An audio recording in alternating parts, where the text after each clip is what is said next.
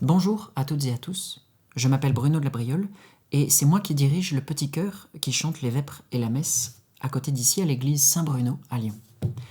Nous venons de publier un enregistrement de nos vêpres, tels que nous les chantons depuis maintenant quelques années, et j'ai pensé qu'il serait peut-être intéressant de faire une vidéo pour présenter un peu nos choix et donner le détail de ces choix-là.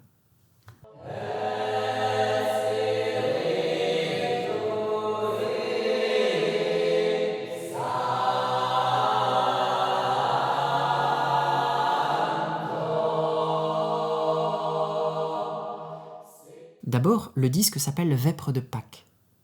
Alors, depuis 2000 ans, il y a eu énormément de différentes vêpres de Pâques qui ont été chantées, selon les traditions musicales, selon les rites. Donc, ce disque est avant tout pensé comme un témoignage de notre pratique, mais pas du tout comme la bonne façon de chanter les vêpres de Pâques. Vous voyez, parce qu'il n'y a pas une seule bonne façon. Il est là pour donner des idées, tout simplement, pour montrer ce qu'il est possible de faire. Alors, tout d'abord, nous commençons toujours les vêpres par un lucernaire. C'est la pièce qui, je crois, a suscité le plus de commentaires, et à bon droit.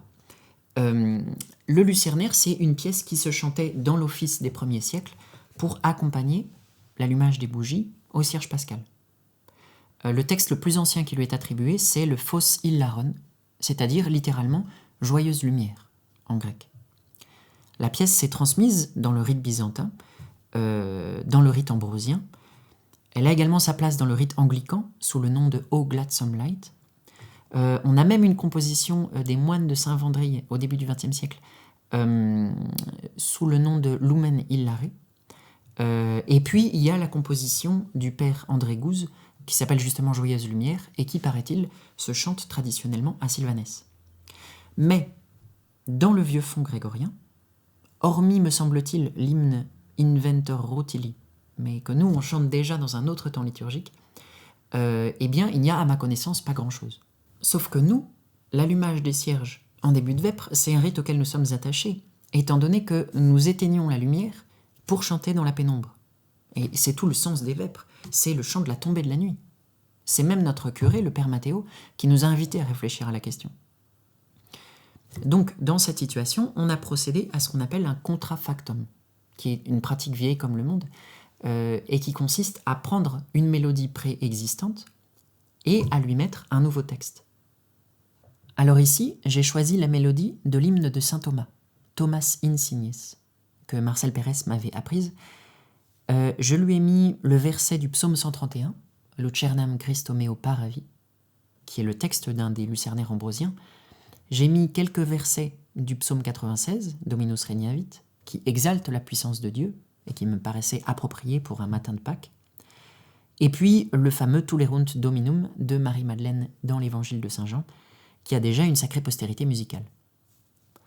Et à tout ça, j'ai ajouté un petit neume d'Alléluia pour que l'assemblée puisse répondre aux solistes, comme cela se faisait au 1er siècle.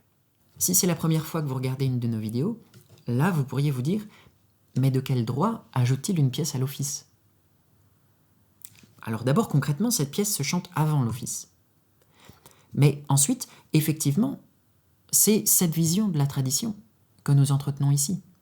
Une tradition qui nous informe, mais qui nous laisse aussi la place de créer. Vous savez, moi, j'ai pas été au conservatoire. Je chante du grégorien depuis que je suis tout petit parce que mes parents m'emmenaient à la messe en latin. Le grégorien, c'est mon héritage. Vous voyez, je veux avant tout qu'il vive, et non pas sous une forme cryogénisée. Vous voyez, muséifiée, panthéonisée. Et puis, je peux dire que les chantres du Moyen-Âge, ils n'ont jamais cessé de créer de nouvelles pièces. Jamais cessé de créer de nouveaux genres de pièces, même. Alors, on fait que suivre leur exemple. Bon. Alors, la deuxième pièce du disque, c'est l'invitatoire, c'est-à-dire l'ouverture des vêpres.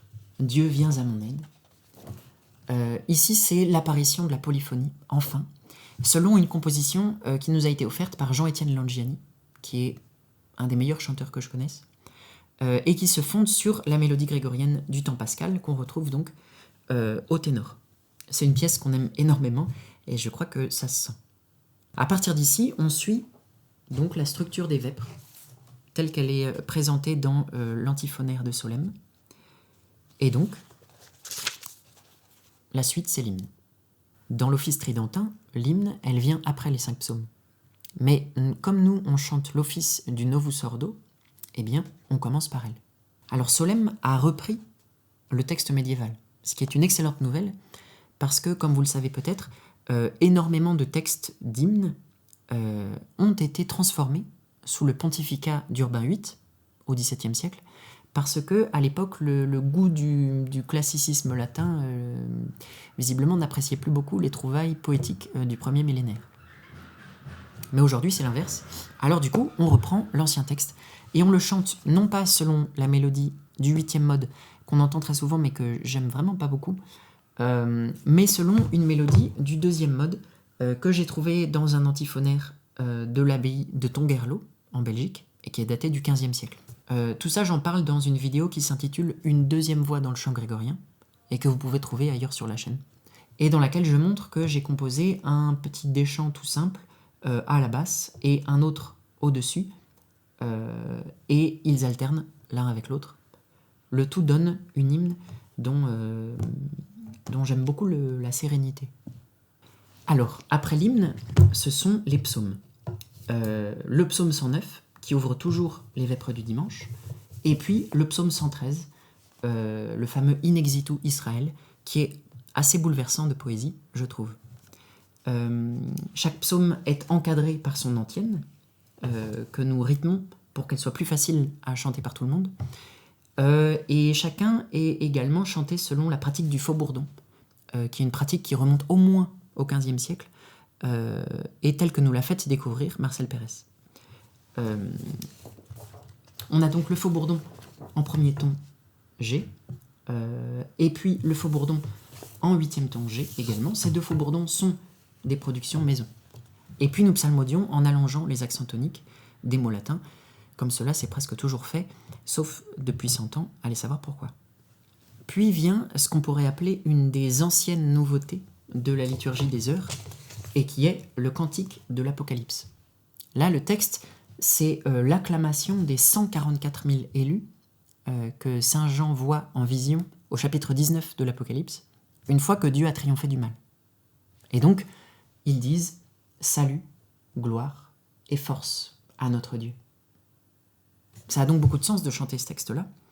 Et puis, je crois que le raisonnement, c'était aussi d'avoir un texte du Nouveau Testament, et pas uniquement des textes de l'Ancien Testament, c'est-à-dire les psaumes. Un certain nombre de mélodies ont donc été composées / adaptées pour ce cantique, et celui de Pâques, il reprend la très belle psalmodie à 4 teneurs du répertoire gallican, c'est-à-dire le répertoire qui précédait le répertoire grégorien dans le royaume des Francs. Sauf qu'ici, on a rencontré un problème. C'est que, il faut savoir que ces vêpres, on les a enregistrées en une prise, ou presque.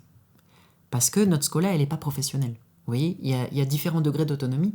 Et donc, si vous faites plusieurs prises de la même pièce, vous n'êtes pas tellement sûr de gagner en justesse, mais par contre, vous êtes certain de perdre en énergie. Sauf que du coup, au milieu de l'été, au moment de faire le montage de ce petit disque-là, eh bien, je me rends compte que la prise du cantique, elle est vraiment pas très satisfaisante, quoi. Malgré les vraiment très belles lignes de notre ami Pierre Poulard, mais donc les réponses Alléluia, il y avait quelque chose qui clochait, quoi. Donc, avec mon camarade Robin Sylvestre, eh bien, on a été refaire une prise, juste tous les deux. Et donc, on a pris une mélodie plus simple, qui est la mélodie des dimanches ordinaires, qui est en 6e mode, ce qui est un peu dommage, mais ce qui du coup nous assurait d'avoir un résultat, assuré. Le fait est que quand les Alléluia sont repris en chœur par l'assemblée, le résultat est assez impressionnant, quoi.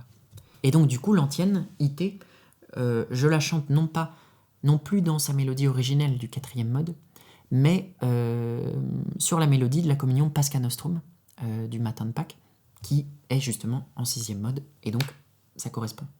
Ensuite, après la lecture de l'épître que nous n'avons pas enregistrée, eh bien, celle répond. Ici, le fameux Ec dies du temps pascal. Alors, au Moyen-Âge, le répond des vêpres des grandes fêtes se chantait traditionnellement en organum. Et je peux vous dire qu'on s'en est pas privé. Je ferai un jour une vidéo dédiée aux organums de l'école Notre-Dame, qui correspond donc au répertoire composée / improvisée par les chantres du XIIIe qui officiaient dans la toute nouvelle cathédrale gothique de Notre-Dame de Paris. Un répertoire dont je pense que toutes celles et ceux qui s'intéressent à la musique liturgique gagneraient à connaître. Alors un organum, qu'est-ce que c'est ? En quelques mots, c'est une pièce qui se chante au moins à 2 voix. La basse chante la mélodie grégorienne de l'antienne en valeur longue. Chaque note dure longtemps, un souffle presque.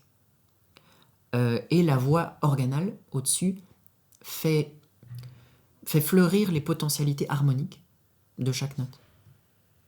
Et le tout en alternant du rythme libre et du rythme mesuré. C'est un répertoire que j'adore. Et alors, en organum, on ne chante toujours que les 2 premiers mots d'une antienne, c'est-à-dire l'intonation. Et donc, ensuite, le reste du Ec dies est chanté en plein chant par notre ami Pierre Poulard. Puis c'est le cantique du Magnificat. Là, selon un faux-bourdon du 4e ton qu'on adore, qu'on a découvert dans le disque antiphonaire des Invalides de l'ensemble Organum, qui est justement un disque de faux-bourdon, et qui a été un peu arrangé par Jean-Étienne Langiani, à nouveau. Là aussi, l'antienne, il y avait quelque chose qui ne marchait pas trop dedans, et donc je l'ai omise au montage.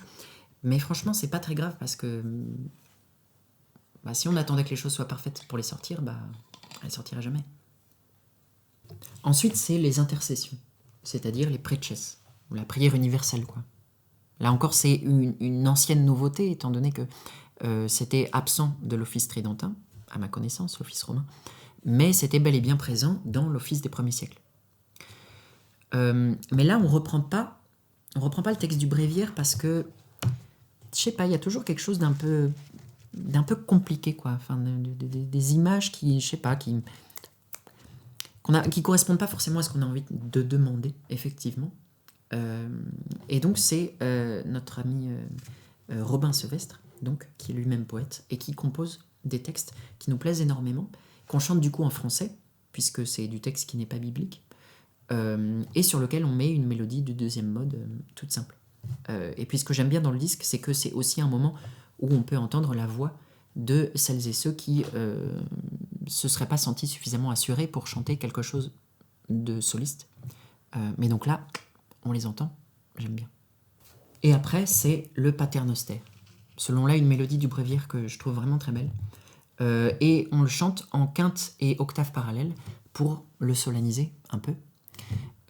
C'est vrai que la pratique la plus médiévale, ça aurait plutôt été de le chanter avec une basse en quarte inférieure et un dessus à la quinte supérieure. Je sais pas trop pourquoi on n'a pas fait comme ça. La prochaine fois. Et enfin, pour conclure, c'est le Benedicamus Domino. Là, c'en est un que j'adore, qui me rend vraiment très heureux quand je le chante. C'est encore un organum de l'école Notre-Dame, et c'est encore Marcel Pérez qui me l'a appris. À la basse, il chante le tube médiéval, vraiment. Benedicamus Do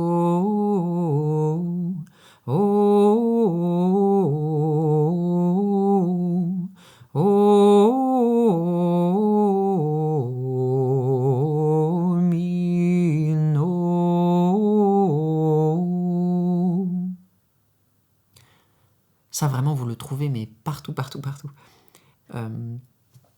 Et donc, au-dessus, ça enjolive, quoi. Ça crée de l'instant. Et on chante directement sur Deo Gratias, parce que sinon, il aurait fallu le chanter 2 fois. Benedicamus Domino, et puis Deo Dicamus Gratias. Voilà. Encore une fois, ce disque n'est pas parfait, mais c'est à mon avis un bon témoignage de notre pratique, et on espère qu'il inspirera d'autres personnes. Merci de m'avoir écouté jusqu'ici. N'hésitez pas à vous abonner, ici comme sur Instagram. Et puis, si vous passez à Lyon, faites-nous signe. À bientôt.